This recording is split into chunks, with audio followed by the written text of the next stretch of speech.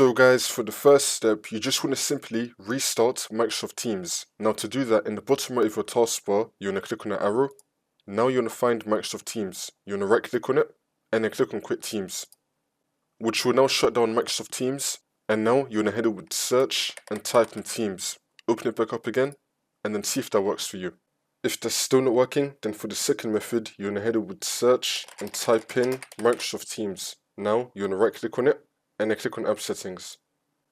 And then once you're on this, you're going to scroll down and then click on Terminate. Now you're going to click on Repair. Wait for this to load. See if that works for you.